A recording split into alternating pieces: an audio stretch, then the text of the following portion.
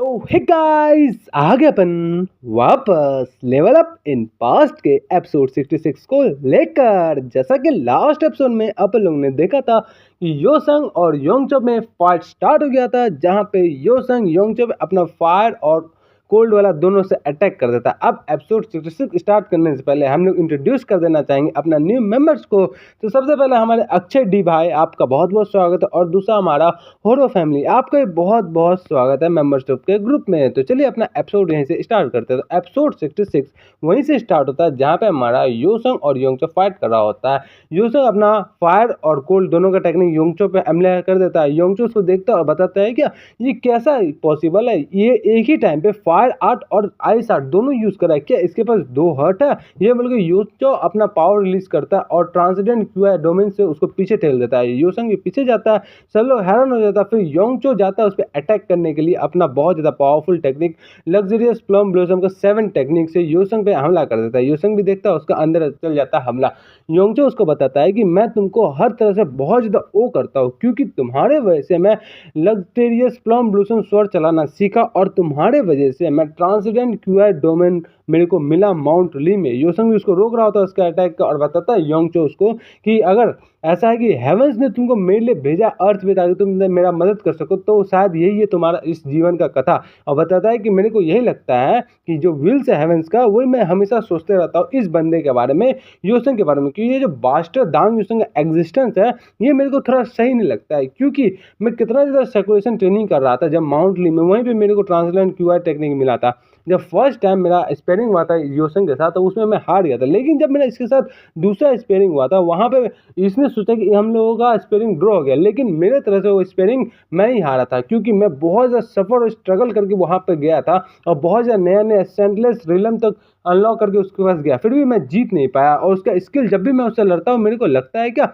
उसका स्किल और बढ़ते जा रहा और बढ़ते जा रहा। मेरे को ऐसा हमेशा लगता है ये एक ओल्ड जनरल है जो कि बहुत सारा बैटलफील्ड में फाइट लड़ चुका है डिकेड से, वापस से इसका एज कम हो चुका है और ये नया मार्शल आर्टिस्ट सीखना स्टार्ट कर दिया अपना पुराना बैटल एक्सपीरियंस लेने के बाद। योंगचो को ये तक लग जाता है। अब बताता है कि और उसके अलावा मैं वैसा बंदा हूँ जो कि एक चूहा नहीं दौड़ता है ट्रेडमिल टाइप के जहाँ पे इलेक्ट्रिसिटी करता है, उसी तरह से मेहनत करते रहता है। लेकिन मैं इसको डिफीट कैसे कर सकूँ, ये डिफीट करने के लिए मैं माउंट ली में ट्रेनिंग करने के लिए चला गया था।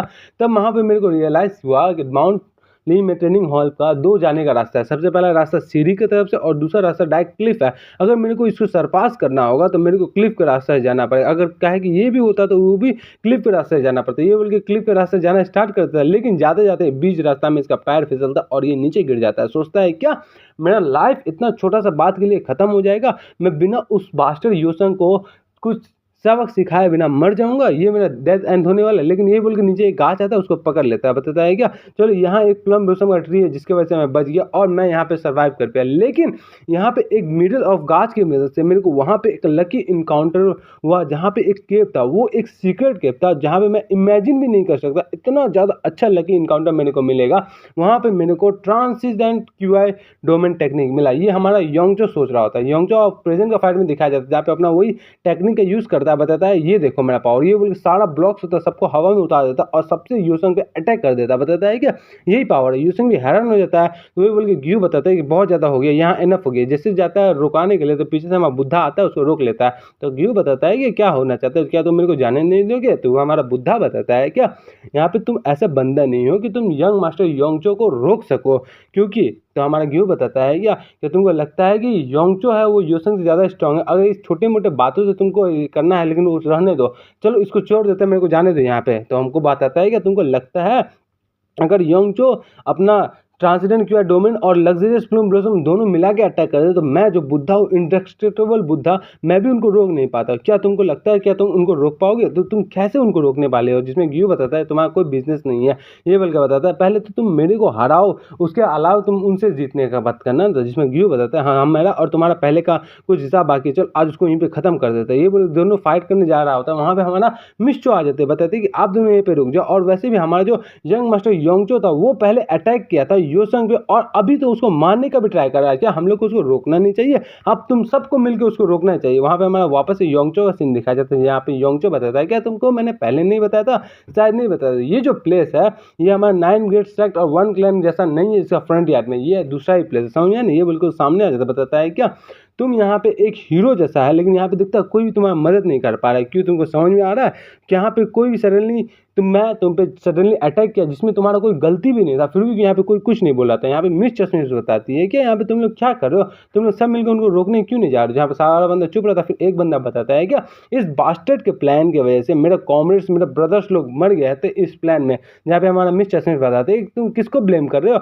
यहाँ पे अचानक से जापानीज लोग सडनली अपेयर हो गए जिसकी वजह से ऐसा चीज़ हुआ। मैंने सारा चीज़ देखा था जिसमें हमारा ताइगी बताता है क्या, लेकिन इस बंदे ने ऐसा प्लान बनाया जिसकी वजह से ये अवॉइड कर दिया उस मॉन्स्टर मियामोटो को, और हम लोग जाके उससे लड़े जिससे हम लोग को बहुत ज़्यादा नुकसान हुआ। सारा बंदा उसका हाँ में हाँ मिला रहा था, बताता है कि हाँ उन लोग बास्टर योसंग ने हम लोग को भेज दिया मियामोटो से लड़ने के लिए, और हम लोग बहुत ज़्यादा बड़ा ट्रबल में फंस गए। जिसमें बताते हैं क्या तुम लोग किस बारे में बात कर रहे हो, हमारा जो सीनियर डांग योसंग था वो इस पूरा चीज़ को हमारे जिंगजियांग को बचाने के लिए किया। जिसमें पहला बंदा बताता है क्या, लेकिन इससे हम लोग को क्या फ़ायदा हुआ, जिंगजियांग को बचाने से इंपीरियल फार्मी को फ़ायदा हुआ, इंपीरियल मास्टर को फ़ायदा हुआ, लेकिन ना कि मुरीम को फ़ायदा हुआ। जिसमें दूसरा बंदा बताता है कि हाँ हम लोग अपना लाइफ को मेन लाइन में क्यों रखे जब हम लोग कोई फ़ायदा नहीं हो रहा, हमको ये सब करना नहीं है। एकदम हम लोग का लाइफ को गैम्बल तो अपने खेल सकता है, ये क्या मतलब हुआ। हमने इस चीज़ को करने की वजह से आज हम लोग का लाइफ डेंजर में आ गया था, हम लोग तो ख़त्म ही होने वाले थे। इस चीज़ की वजह से हम लोग इतना ज़्यादा मेहनत कर रहे, फर्स्ट डिवीज़न में आए, सारा चीज़ खत्म हो जाता। आज तो हम लोग सारा सपना ही खत्म हो जाता। इस एक पर्टिकुलर ऑफ कैंपस का असाइनमेंट के लिए हम अपना जान को जोखिम में डालें, ये क्या मतलब होता है। इससे अच्छा हम लोग ये असाइनमेंट छोड़ना दे, नेगेटिव मार्क्स नहीं ले ले, ये सब सोचते हैं क्या है मतलब। ये अचानक से ये जो one of the greatest first division का ड्रैगन वैली का बंदे सब है मुरीम यूनिवर्सिटी, वो ऐसा क्यों ही बोले। जिसमें योंगचो बताता है क्या तुमको लगता है कि यहाँ पे ये सब तुमको ऊपर क्यों देखते हैं, ऐसे सब तुमको ऊपर इसलिए देखते हैं जो बंदे के पास करेज नहीं होता वो वॉर में जाके मर जाते हैं, और जो सर्वाइव नहीं कर पाते हैं वो उसका जो ट्री टीचर होता है वो तुमको अपना हीरो बना के तुमको आगे कर देंगे। जो तुमको अपना हीरो बनाते हैं वो लोनली और वीक क्रिएचर होते हैं जो कि खुद का लाइफ का मदद खुद ही नहीं कर सकते, वो अपने आप सर्वाइव नहीं कर सकते, इसलिए वो तुमको को हीरो की तरह ट्रीट करते हैं। और मेरी नज़र में तो तुम एक रियल मार्शल आर्टिस्ट भी नहीं हो हम लोग के जैसा पे।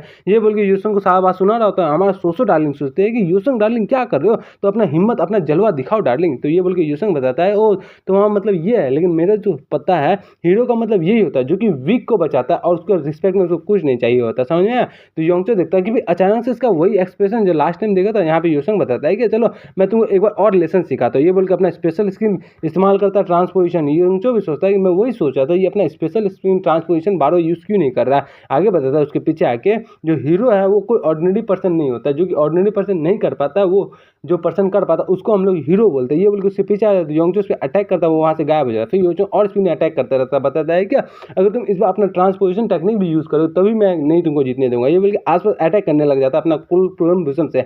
लेकिन इस बार योंगचो अपना ट्रांसपोजिशन टेक्निक इस्तेमाल ना करके लीप टेक्निक इस्तेमाल करके उसके ऊपर खड़ा रहता है। योंगचो भी हैरान हो जाता है, बताते ये तो डायरेक्ट सिंपल सा जंप किया है। योंगचो बताता है क्या अब जो बहुत सारा चीज़ को कलेक्टिव करते हैं उसको हम लोग हीरो बोलते हैं और वो सब चीज़ को हम लोग मुरीम बोलते हैं। समझ में आया तुमको? जहाँ पे हम लोग को मार्शल आर्टिस्ट रहता है मुरीम, हम लोग का यही मतलब है कि हम लोग कॉमर्स लोग से अलग होते हैं, हम लोग को उन लोगों का मदद करना पड़ता है, तब तो हम लोग इतना ज़्यादा ट्रेनिंग लेते हैं। ये बोलकर उस पर अटैक करने जाता है योंगचो। योंगचो बताता है क्या मेरा जो ट्रांसेंडेंट क्यूआर डोमेन टेक्निक है वो उसका स्पीड से कैचअप नहीं कर पा रहा। ये बोल के उसको एक पंच मारता है रख के योंगचो को। योंगचो भी हैरान हो जाता है, सारा बंदा हैरान हो जाता है और योंगचो को बहुत पीछे फेंक देता है और बताता है कि मैंने तुमको पहले ही बताया था कि तुमने बोला कि मेरे को हेवंस ने नीचे भेजा है तुम्हारा मदद करने के लिए। क्या सही बोला?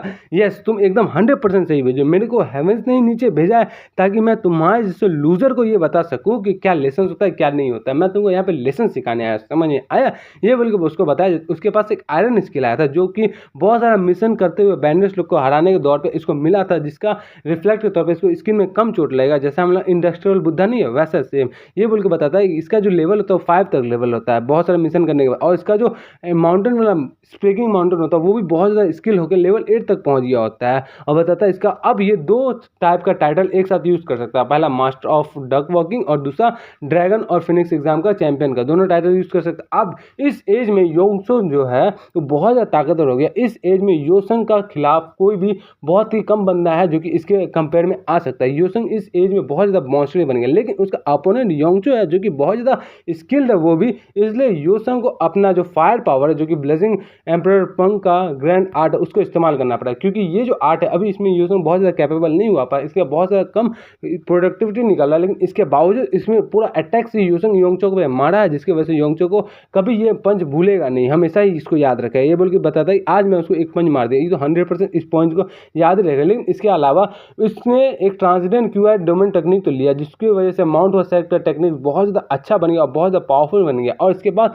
इसके पास एक अलग सा इंपॉर्टेंट है, जो कि इसका स्पीड और फ्लेक्सिबिलिटी का। अगर ये इस अपना स्पीड और फ्लेक्सिबिलिटी का यूज़ करता तो इसको और ज़्यादा एडवांटेज होता, लेकिन इसने ये सब का इस्तेमाल क्यों नहीं किया? क्या ये बिना मतलब है क्या? ये बोले जैसे देखता है कि उसके योंगचो का शरीर से खून निकल रहा होता है, उसका लेवल भी दिखाया जाता है, योंगचो का लेवल 60 रहता है, और बताता है कि इसका अब नॉर्मल ब्लीडिंग चल रहा है। तो बताते हैं कि इसका वॉन्ड जो वापस से खुल गया, क्या इसको इंजरीज हुआ था, क्या तुमको सीरियस इंजरीज हुआ था? टेलीपैथी के तौर पर उससे पूछा क्या तुम अपना कंडीशन देखे बिना मेरे से फाइट करने के लिए आ गए? तो योंगचो उसको देखता है, बताता है कि तुम मेरे पर सिंपैथी नहीं दिखा सकते हो। ये बोल के उसे अटैक करने चल जाता है, अपना स्वॉर्ड को टेक्नीशियन के मदद से वापस आता है अपने पास। जैसे ही योसंग पे अटैक करता है, योसंग बताता है क्या तुमको भी मियामोटो ने बहुत मारा है? बताता है क्या चुप रहो अपना। ये बोल के जैसे उसको मारने जा रहा था उसको और पीठ में मारता है योसंग, उसका लात से उसको पीछे चल देता है। बताता है क्या तुम इस टाइम पे एक सीधा सा मूव भी नहीं कर पा और तुम मेरे से आगे लड़ने पे क्या तुमको समझ में आ रहा है? तो योसंग बताता है कि तुम और चुप रहो, ये मत बोलो, ये मत बोलो। ये बोल के बताते क्या फैमिलियर फीलिंग है, ये जो बंदा का वॉइस है एकदम दर्दनाक वॉइस है, ये मैं सोच भी नहीं सकता था ये योंगचो ऐसा एक्सप्रेशन दिखा भी सकता है, मैं तो कभी सोचा भी नहीं था ये ऐसा एक्सप्रेशन कर भी सकता है। ऐसा एक्सप्रेशन सैडनेस, रेज, रिसेंटमेंट, सब तरह का एक्सप्रेशन। जैसे कि मेरा पास्ट लाइफ में जब मेरे को हेवली डिवन ने मारा था, सब एक्सप्रेशन मैंने भी किया था।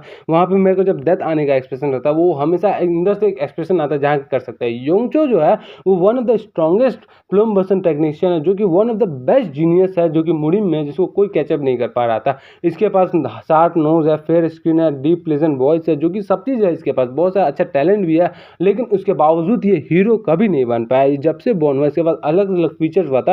ये टॉप 10 मार्शल आर्टिस्ट का यंगेस्ट पर्सन में से एक है, लेकिन उसके बाद मैं अभी तक इसको इस हीरो बनते हुए कभी नहीं देखा। और इसके अलावा ये एक लौता बंदा था जो कि हमारा नॉमगुन को राइवली दे सकता है, जो कि द ग्रेटेस्ट हीरो था, जो कि इसको हम लोग वर्ल्ड में बेस्ट बोल देते हैं, लेकिन फिर भी ये हीरो नहीं बन पाया था। ये बोल के उसको अटैक कर देता। बताता है कि अब इसके अलावा इसके पास बहुत ज़्यादा अच्छा टेक्निक है। मेरे को लगता है कि पास्ट लाइफ में जब मैं मर गया था उसके बाद ये शायद आया होगा, शायद डीमन किंग को हरा दिया होगा और ग्रेटेस्ट हीरो बन गया होगा। लेकिन मेरे को अभी तक जहाँ का मेरे को मेमोरी आता है, उस मेमोरी में योंगचो कभी भी हीरो नाम का ट्रीट नहीं किया। ये बोल के हाथ पकड़ लेता। बताता है क्या तुम्हारा इतना ज़्यादा इंजरीज होने के बाद तुम ऐसे मूव कर रहे हो? मेरे को पता है जब तुम अपना फेवरेट वन को लूज करते हो तब उस टाइम पे तुम अपना होश आवाज में रहते हो, तुमको क्या इंजरीज हुआ क्या इंजरीज नहीं हुआ वो समझ में नहीं आता, लेकिन अभी तो तुमको समझ में आ रहा है। ये बोल के हाथ पकड़ नीचे गिरा देता है। बताता है क्या क्या तुम पीटी पर्सन है? ये बोल के जैसे उसको नीचे गिराता है। बताता है क्या तुमको मेरे को जाने नहीं देगा? योसंग बताता है कि अगर तुम अभी हार नहीं मानो तो मैं तुम्हारा हाथ यहीं पे तोड़ दूंगा। योंगचो बताता है क्या तोड़ दोगे? ये बोल के उसको उठा के नीचे फेंक देता है। बताता है कि आओ तोड़ के दिखा। ये बोल के जैसे अटैक करता है हमारा नॉमगन बताता है कि ये खत्म हो गया। तो हमारा पीछे से मुयुंग पूछता है क्या ये खत्म हो गया? क्या तुम ये बोल रहे हो कि हमारा यंग मास्टर योंगचो जीतने वाला है? में हमारा नॉमगन बताता है नहीं, इसका एकदम अपोजिट होने वाला है, क्योंकि यंग मास्टर योंगचो जो है वो फाइट के अलावा बातें भी करे, जिसकी वजह से हमारा दांग यूसंग को एडवांटेज मिल रहा है, क्योंकि दांग यूसंग को उसका वर्टिलिटी के रेस्पेक्ट में कोई भी नहीं हरा सकता। उसका यही एक एडवांटेज है, उसको वर्टिलिटी इतना ज़्यादा है कि उसको वर्टिलिटी के रेस्पेक्ट में कोई हरा ही नहीं सकता जब तक उसका एनर्जी को वेस्ट करने की कोशिश करेंगे। दांग यूसंग तो हारने वाला नहीं है एनर्जी एग्जॉस्ट करने की वजह से। ये बोल के दोनों अटैक कर रहा होता है, उसको नीचे गिराता है। बताता है क्या ये क्या मतलब? जैसे उसका हाथ पकड़ता है तो आगे पूछता है योंगचो क्या तुम मेरे को जाने नहीं देगा? ये बोल के उसको बताते नहीं अभी देखो क्या करते। ये बोल के उसको नीचे पटक देता है और उसका बैंड बजा देता है और उसको गर्दन से पकड़ रखता है। बताता है क्या तुमने पहले बोला था कि मैं तुम्हारा एक एनिमी का लाइट की तरह जिसको तुम लेना चाहते हो, क्या तुम यही बोल रहे थे? लेकिन ये चीज़ जो ये मेरे पे अप्लाई नहीं होता, तुमको पता है क्यों?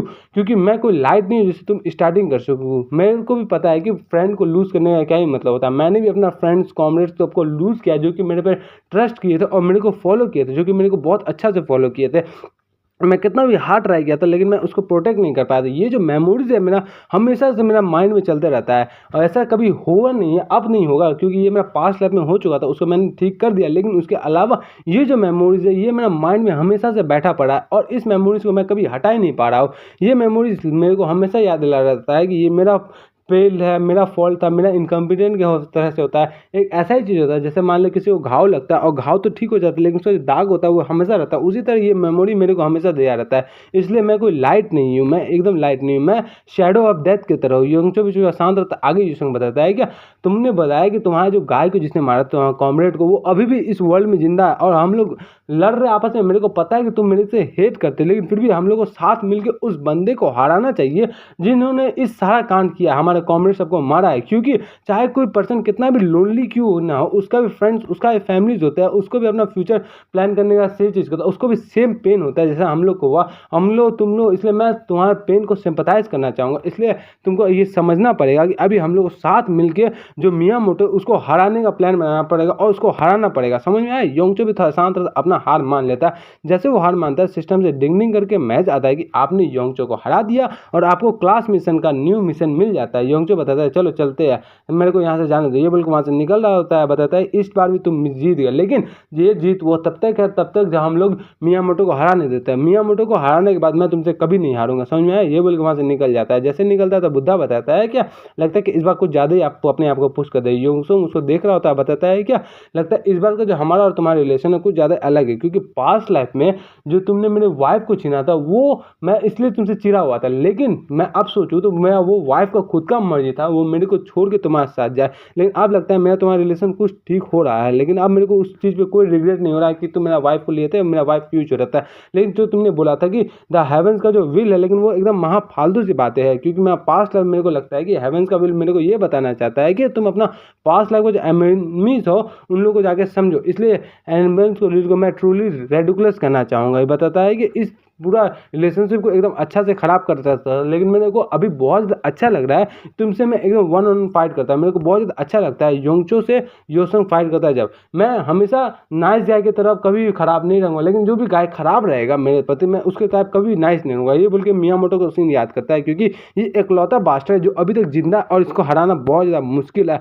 योसंग बताता है जब तक हम लोग मियामोटो को किल नहीं कर देंगे तब तक मैं तुमको ऐसे जाने दूंगा, क्योंकि अभी तुम मेरे को हरा नहीं सकते और हम तुम्हारे बिना मियामोटो को हरा नहीं सकते, ये तो मेरे को भी पता है। तो तुम ऐसे कंटिन्यू ग्रो करो और मैं भी ग्रो करूंगा, ताकि मैं तुमसे ऐसे जीतते रहो और तुमको हमेशा ऐसे हराते रहो। ये बोल के बताता है मैं तुमको आगे देखना चाहूँगा तुम और कितना ज़्यादा ग्रो करते हो। ये बोल के अपना इस पार्ट को यहीं पे ख़त्म कर देता है। मैं लिटरली बोलना चाहूँगा इस पार्ट में मैं टोटल 3 चैप्टर एक्सप्लेन किया, फिर भी ये वीडियो 17 मिनट का बनाया, तो अब मैं क्या करूँ। तो ये वीडियो जो नेक्स्ट पार्ट है वो थोड़ा देर में मेम्बर्स लोग के लिए अवेलेबल हो जाएगा। थोड़ा देर के लिए यार तुम लोग बहुत ज़्यादा फोर्स करने लग जाते हो मेरे को यार। मैं कोशिश करता हूँ शाम तक डालने का, लेकिन ये गारंटी रखना कि सुबह में ही आएगा। शाम को बस एक बफर स्टॉक होता है तो मैं डाल सकता हूँ, क्योंकि मेरा भी क्लासेस चलता है यार, ठीक है ना।